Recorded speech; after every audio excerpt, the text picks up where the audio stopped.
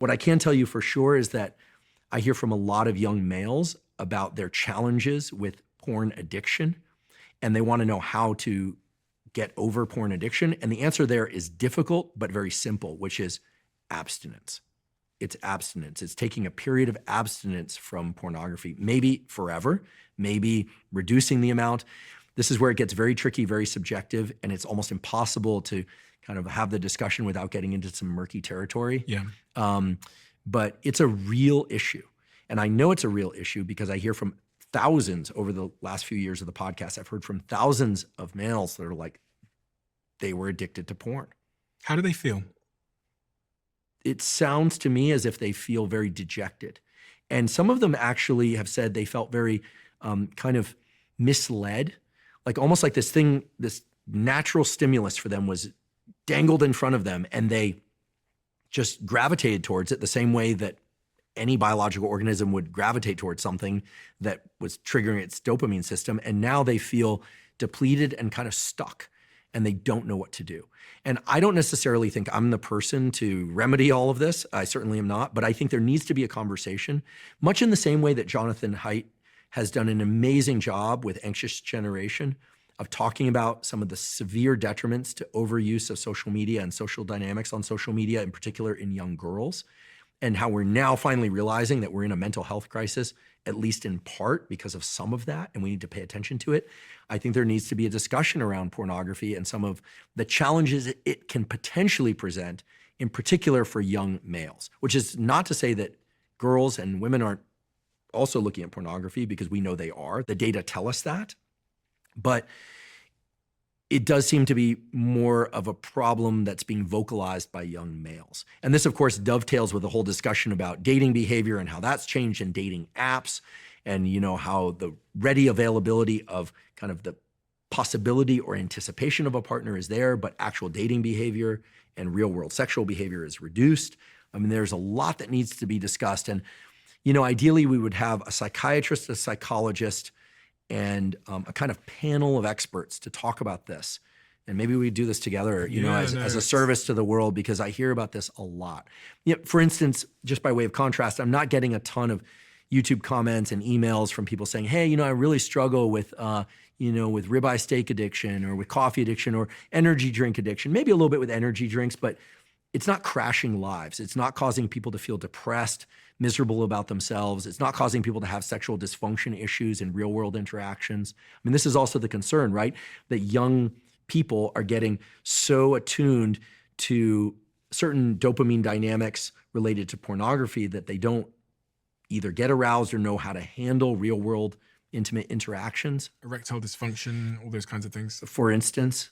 I have to be honest, and I just have to be honest because nothing else is useful, but I remember the first time I saw a pornographic image when I was young, and it was just a picture of like someone with like a nipple out. And it was the most arousing thing in the world. And obviously as I've aged, I'm now 31, it would take a lot for me to feel aroused. I certainly wouldn't get aroused at seeing like the thing that aroused me when I was 16 or whatever that I found, for example. And that, as you were saying, I was thinking, gosh, even my arousal cycle as I've gotten, over the last 10 years has changed because of the availability of pornography, but also just sex as in real life has become more extreme as it tries to keep up with the expectations that pornography sets. And then I thought about a lot what you said about people messaging you, thousands of them, about pornography. And the unfortunate thing about the abstinence advice is it leaves them with, many of them, with what alternative? I mean, one would hope, depending on, the circumstances, that they would seek out healthy relationships. And then this goes to the social elements you described, which is it's really difficult. And I've had multiple people sit here saying to me that it's really the top 10% of men that are having most of the sex. And this bottom 50% of men haven't had sex for a year. I go, so we got to tell a 19-year-old horny young man that he's got to abstain from masturbation and pornography, and we might not be able to offer him an alternative for a year. Well, I'm not telling anyone what to do. I know, it's not you, but I'm right. Yeah. Or maybe throttle back Okay. his behavior, or think about ways in which things he could do could lead to healthy romantic and sexual interactions. Assuming that he's of an age and the circumstances are like for that. I think that it's, as you can tell, as I'm kind of stumbling here, I'm not trying to be careful. I'm trying to be as accurate as possible while also not stating things that I don't believe are true. Like, can pornography be consumed by certain people in a healthy way? Well, probably yes. Do a lot of people get carried away with it and it starts to become a detriment in their lives? Maybe even an addiction, maybe even impede other aspects of romantic and workplace behavior. Yes, we hear this all the time. Do you know where I am now? I'm arriving at the position that I think pornography is bad.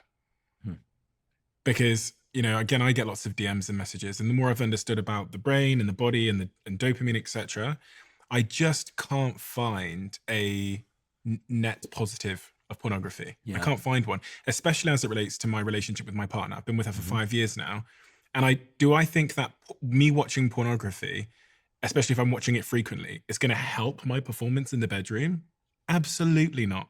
Absolutely not. Yeah, it's sort of, what's that old saying? You want to get good at push-ups, do push-ups. Yeah, exactly. Probably the best place to get good at intimate conversation and behavior is in the context of, like you said, like a great relationship with great communication, that sort of thing. I do hear about this concern from people a lot. I think that it's hard to imagine more benefits than kind of concerns or risks when it comes to pornography, especially for young males. I too grew up in an era where, someone would have knowledge of like a Playboy magazine or something. Typically it was stashed someplace in town and then people would go visit it. It was like a library or something. It was sort of like an urban library type environment where, people would know, oh yeah, it was always like a dumpster or something terrible. It would be like behind the dumpster, behind this building, like there's a stack of Playboys, and like then people would go there, right? But it wasn't a big part of my childhood. It wasn't a big part of my life. I never found any pornography in my home. Like, some kids will stumble across their dad's magazines. I never had that experience.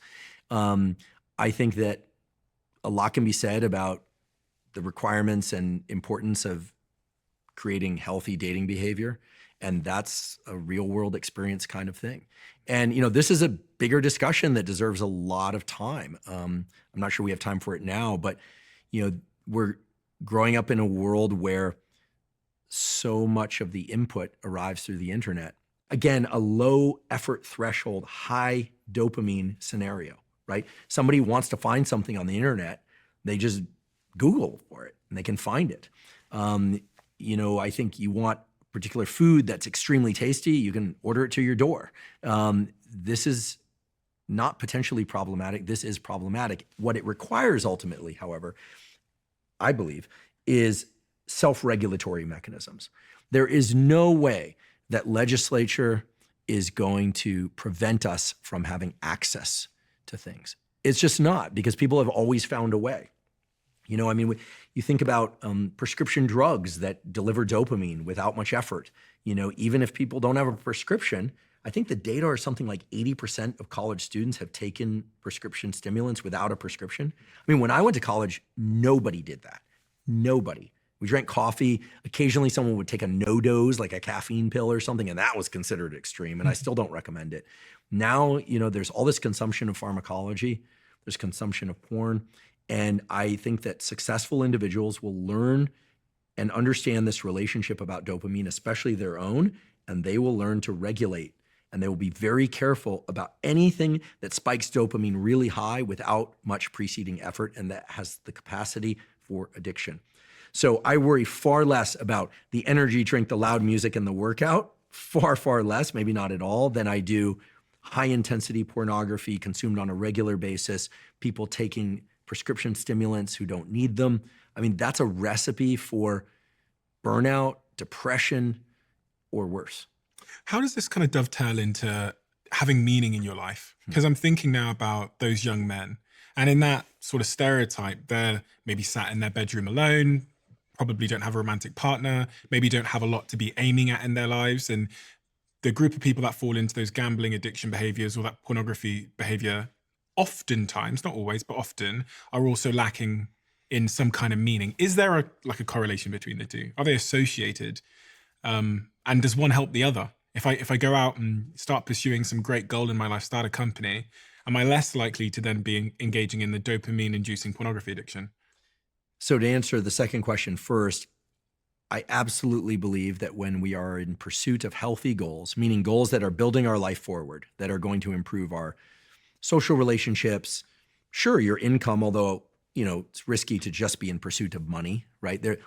Another great way to encapsulate the dopamine conversation is, I think it's in that movie Wall Street, where the guy says, "What's your number?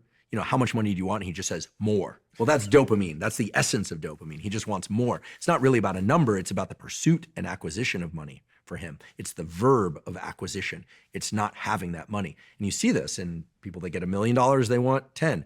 They get 10, they want 100. They get 100, they want to be a billionaire, right? And I can tell you, knowing many billionaires, that some of them are happy and some of them are intensely unhappy people. It really depends on how well they've managed their relationship to dopamine. Because ultimately it's not about money, right? Dopamine is just a currency. So healthy relationships are absolutely fundamental. Here's what we know. Many, many people are struggling nowadays from what we hear of as the isolation crisis. But all it takes is one trusting, reliable relationship to start to shift that in the right direction. I am so adamant about this. One of the most powerful things that anyone can do, believe it or not, is to have someone each morning that they text good morning to.